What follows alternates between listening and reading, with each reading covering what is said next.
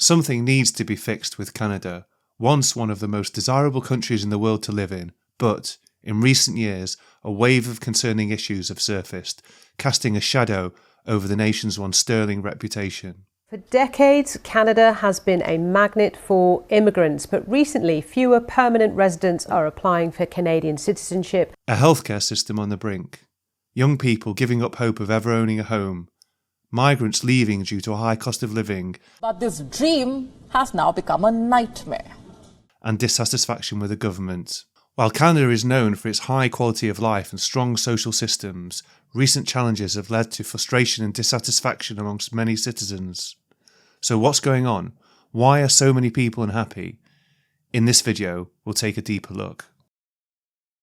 Firstly, we'll look at housing.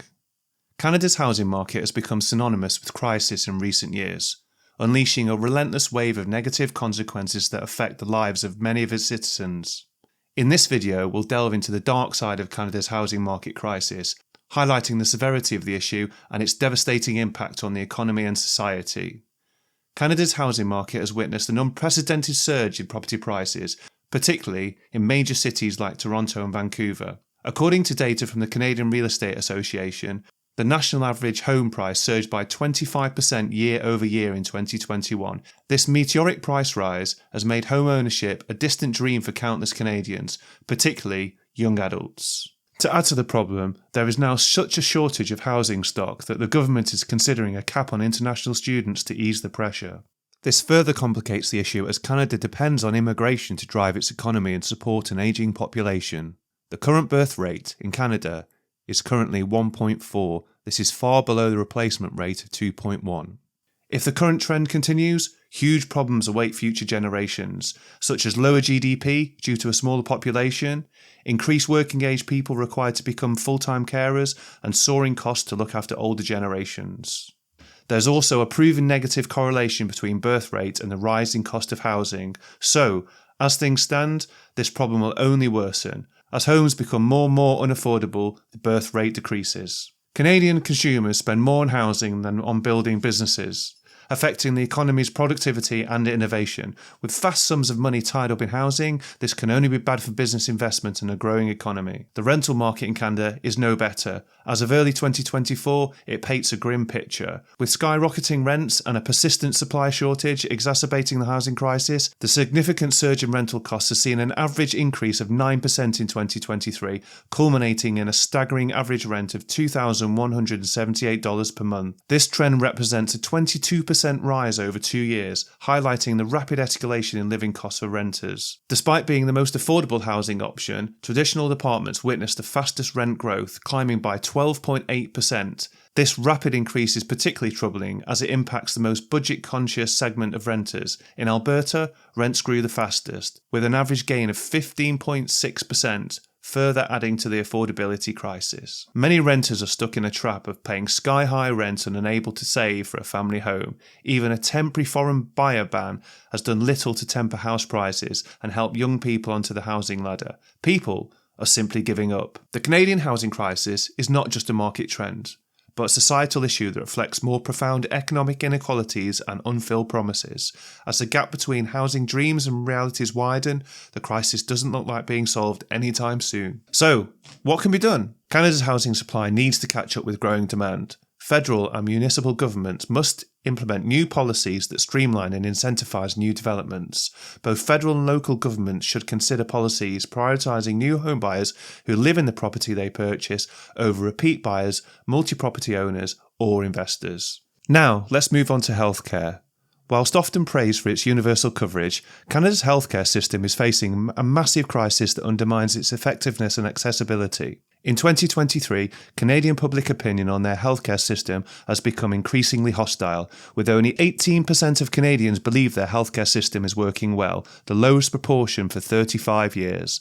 A significant 54% think changes are needed, and 28% view the system as being in crisis, a record high.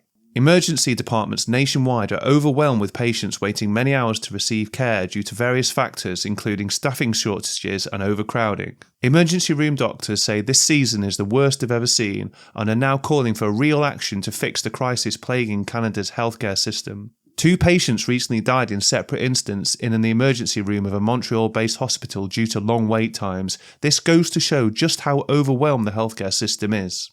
It is therefore not surprising that Canada's ailing healthcare system is now ranked as one of the worst amongst OECD countries. The report ranked Canada 10th out of 11 overall. It also found that Canada spends less on social programs such as early childhood education, parental leave, and income support for single parents, which impact healthcare services. Whilst the Canadian healthcare system has its merits, current public opinion reflects significant dissatisfaction, mainly due to long wait times, limited resources, and issues with access to care. The most obvious solution to this crisis is to recruit and train healthcare providers and increase training slots in relation to population growth and expected demand. The cause of the crisis is said to be split between inadequate federal funding and ineffective provincial management, with a vast majority of people calling for change. But there's no quick fix for such a large-scale problem. As a result, the crisis might worsen before it gets any better. So next, let's look at the cost of living in Canada. The cost of living in Canada is very high and getting increasingly expensive daily. Canadians pay above average prices for several goods and services, from groceries to flights and cell phone plans. This predicament is not just a fleeting economic hiccup, but a deep-seated issue that impacts every facet of Canadian life. So, what is the reason for this? Groceries in Canada are expensive to ship, especially given the size of the country, but this is only one factor. Just a few companies dominate Canada's grocery market. Domestically, there are 3 big players: Loblaws, Metro, and Sobeys. The 2 largest retailers for grocery sales are Walmart and Costco. These 5 companies account for more than 3/4 of all food sales in Canada. Having so few dominant companies allows them to participate in anti-competitive prices that harm customers through higher prices. An example of this is the bread price fixing scandal. Canada Bread agreed to a $50 million fine for its role in the bread price fixing scandal. Not only is this illegal, but it's extremely unethical, given that bread is a natural food staple amongst all income brackets. These companies have taken advantage of the lack of competition within Canada, allowing them to double their profit margins since 2017, which has added $1 billion to Canadians' food costs. But high prices don't just stop there. One of Canada's most cited examples of oligopoly is the telecommunications sector, dominated by a few key players: Bell, Rogers, and TELUS. With foreign competition effectively being prevented from entering the Canadian market, the lack of competition has led to high prices for services such as mobile phone plans, internet, and cable TV. Plane tickets are also expensive in Canada for some of the same reasons your cell phone and grocery bills are high. There is a desperate need for greater competition. Air Canada and WestJet dominate the market, and with this dominance and deep pockets, they can squeeze out their competitors. Additionally, Canada has high aviation-related costs due to airport fees and other levies. This makes it very difficult for airlines, especially smaller ones, to keep costs low. Modernising Canadian competition law seems a natural solution to these problems, but does the government have the will to make the necessary changes?